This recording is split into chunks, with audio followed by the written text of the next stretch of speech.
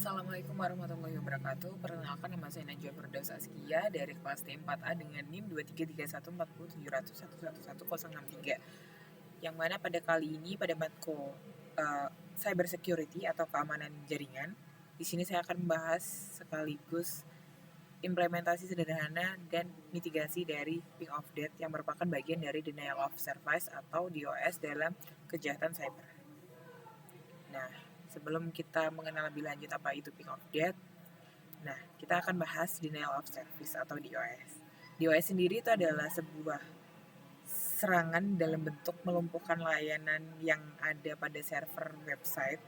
Tujuannya itu ketika user membuka server atau website tersebut, dia tuh nggak menampilkan apa yang kita buka. Jadi tampilannya nggak ada. Perbedaannya dengan serangan lain itu adalah berbeda daripada malware dan phishing, karena DOS sendiri tuh fokusnya pada ketersediaan.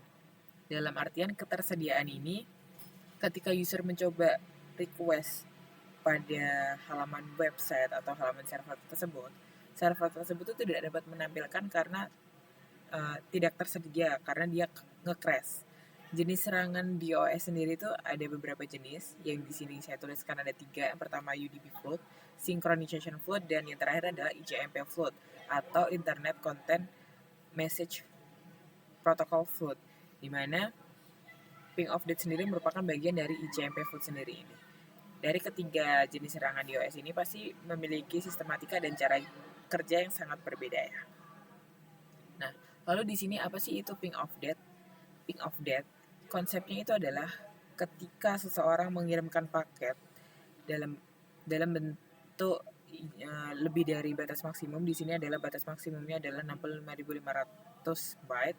Ketika seseorang mengirimkan lebih dari ini, maka dia akan menghasilkan sesuatu yang nggak dapat diterima oleh server atau web tersebut.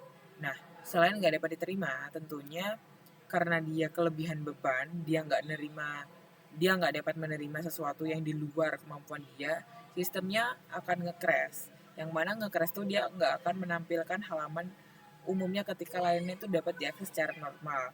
Alhasil, sistem tersebut menjadi nggak stabil. Lalu, kenapa sih ping of death sendiri itu jadi suatu hal kerentanan? Karena pada sistem yang kita bangun, yang kita rancang, itu belum diperbarui pada patch keamanannya. Meskipun ping of death sendiri merupakan serangan yang termasuk jadwal, tapi nggak menutup kemungkinan siapapun bakal dapat serangan dalam bentuk ping of death, apalagi nggak aware terhadap keamanan pada sistemnya sendiri. Nah, aspek teknis dari serangan ping of death sendiri itu adalah ketika penyerang mencoba membuat paket dengan alat khusus dan dikirimkan dalam bentuk ping ke URL. Nah, di situ dia mengirimkan dalam bentuk banyak atau jumlahnya yang besar, yang mana itu di luar kemampuan ataupun di luar batas maksimal seharusnya yang dapat diterima oleh server atau URL tersebut. Paket yang dikirimkan tersebut itu dipecah menjadi fragmen, dipecah dalam ukuran yang kecil-kecil, sehingga ketika paket ini diterima oleh server, dia mencoba menyatukannya kembali. Namun yang terjadi adalah ketika paket yang berukuran besar dipecah menjadi ukuran kecil, ketika disatukan sebenarnya dia tuh ukurannya di luar dari batas maksimal paket tersebut. Jadi ukurannya bukan di maksimal 65.500 byte, tapi di atas itu. Contohnya adalah 100.000 byte. Akibatnya, dari paket yang dikirimkan dalam ukuran besar yang di luar kapasitas paket itu sendiri ketika diterima, alhasil mengakibatkan sistem tersebut nge-crash. Yang mana ketika kita mengakses sistem tersebut sebagai user, dia nggak akan mau memunculkan informasi layaknya halaman tersebut diakses secara normal.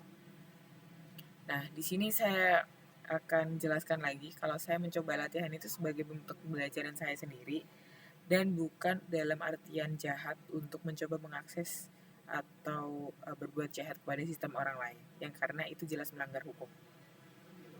Nah, sebelum masuk pada pencegahan dan mitigasi dari serangan ping of death tersebut, di sini saya akan coba implementasikan dan perjelaskan gimana sih konsep dibuatnya, dirancangnya atau dijalankannya ping of death sendiri. Di sini saya sudah coba beberapa buat file codingan. Ada 2 jenis sebenarnya di sini. Namun yang bisa berfungsi saat ini tuh satu, di mana filenya ada server.py ini, ada index.html dan ada script.js. Di file server sendiri di sini tuh kita menampilkan dalam bentuk ini adalah simulasi ping of death. Yang mana ketika kita melakukan simulasi tersebut dengan mengeklik serang server dalam bentuk button yang ada di sini, yang ada di halaman webnya nanti, dia akan menampilkan pop-up notification atau bentuk respon yang mana menyatakan, oh kalau serangan berhasil dilakukan ataupun tidak. Namun pop-up di sini tuh bukan dalam artian kita berhasil menyerang, tapi merupakan hanya sekedar notifikasi saja kalau ketika kita telah mengeklik buttonnya, oh kita sudah berhasil mengirimkan serangan tersebut. Lalu di sini ada file index.html. Ini adalah file index.html-nya sendiri, yang mana ini akan menampilkan dari simulasi ping of death. Jadi ketika kita mengakses URL-nya yang telah kita buat dan kita hanya bisa buka dari kita masing-masing, file lokal saya sendiri, itu muncul seperti ini. Serang server, ini halaman utamanya. Dan mohon maaf saya salah bicara, di file yang server.py tampilannya adalah seperti ini. Host ini, laman ini adalah URL yang nanti kita akses sebagai file saya pribadi.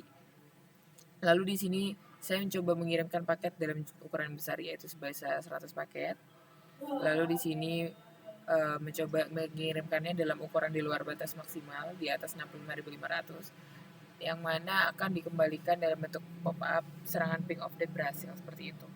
Di sini saya portnya menggunakan 8000, dan di sini ada di mana sih server ini tuh mengambil filenya tuh dari index.html. Jadi ketika kita menjalankan Python ini, server.py ini, dia akan menampilkan file dari index.html yang ada tampilannya terkait serangan itu berhasil atau tidak.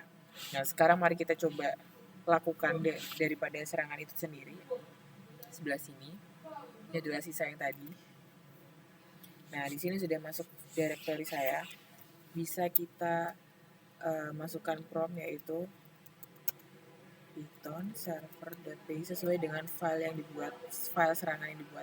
Lalu kita klik enter, akan muncul halaman yang bisa kita akses di sini, halaman lokal.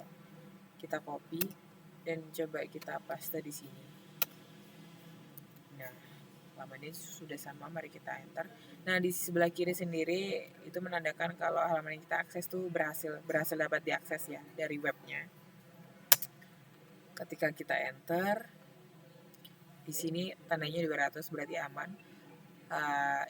Halaman dapat diakses dan menampilkan sesuai dengan yang diharapkan. Di sini ada simulasi ping of death dan serang server dari file index.html tadi. Dan ketika kita coba klik serang server, dia akan muncul sebuah proses lah di sini, proses ping. Namun di sini ada arti yang mana paketnya tuh dikirimkan dari jumlah 1 dan diterima 1 serta hilang 0, yang mana itu mengindikasikan kalau serangan itu nggak berhasil. Jadi mari kita abaikan notifikasi pop-up ini hanya sekedar tulisan, bukan indikasi kalau serangan yang kita kirimkan tuh benar-benar berhasil. Nah, mengapa paket yang kita kirimkan dapat diterima oleh server URL di sini? Di sini saya mengasumsikan dari yang saya baca-baca sebelumnya, kalau laptop saya sendiri dalam Windows 10 ini sudah terlindungi. Nah, kalau ingin mencoba atau membuktikan serangan ping of death ini berhasil, tadi itu disarankan untuk menggunakan Windows 7 ke bawah. Namun karena keadaannya adalah Windows 10, maka hasilnya seperti ini. Ini adalah asumsi saya yang pertama. Harusnya ketika serangan ping of death ini berhasil, di bagian command prompt di sebelah kiri lagi, anggap aja ini berhasil ya. Nah, di sini dia akan tertulis paket misal send 1, received 0, dan loss-nya 1. Yang mana mengindikasikan kalau paket yang kita kirim ke halaman ini tuh nggak diterima oleh website ini. Jadi dia nge-crash di jalan karena apa? Ukuran paket yang dikirimkan tuh terlalu gede dan dia nggak mau menerima ukuran paket yang gede banget. Kayak istilahnya tuh dibalikin paketnya.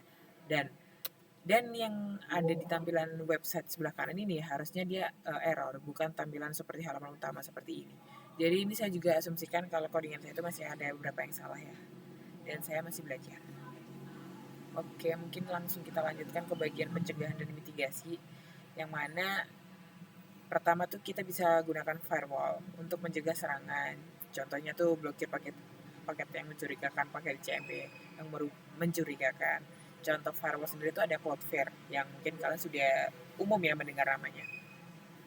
Lalu di sini bisa untuk rutin maintenance sistem operasi terkait keamanan dan pembaruannya. Karena meskipun sistemnya itu sudah lama, hendaknya kita tetap aware dan tetap rutin menjaga dari keamanan sistem yang kita bangun itu sendiri. Nah, lalu yang ketiga bisa menggunakan alat untuk mendeteksi serangan yang dapat membantu. Oh, kalau di sini tuh kita tahu dari sistem yang kita bangun, yang kita rancang ternyata ada celah-celah yang mungkin dapat diakses atau disalahgunakan oleh pihak-pihak yang tidak bertanggung jawab. Kesimpulannya adalah semua pihak, individu, organisasi ataupun instansi itu harus sadar mengenai celah-celah yang memungkinkan yang ada pada sistem kita yang dapat diakses oleh pihak yang tidak bertanggung jawab, yang tidak seharusnya dapat mengakses sistem kita. Karena kalau mereka punya akses dari celah-celah yang kita sendiri nggak sadari, itu bisa jadi ancaman yang berdampak fatal dan besar kepada kita sendiri. Maka yang paling penting adalah kita tahu, kita aware terhadap celah-celah dari sistem yang kita bangun. Dalam bentuk apa, kita dapat implementasikan dengan terus belajar mengenai keamanan cyber, dengan melakukan audit secara rutin, dan kita mengetahui apa sih celah-celah dari sistem yang telah kita buat. Mungkin ada kekurangan di bagian A, dan kita punya solusi B, dan seterusnya seperti itu. Mungkin seperti itu yang dapat saya sampaikan mengenai presentasi Paying of Debt bagian dari denial of service untuk memenuhi tugas PBL dari materi 5 mengenai keamanan jaringan. Saya ucapkan terima kasih. Wassalamualaikum warahmatullahi wabarakatuh.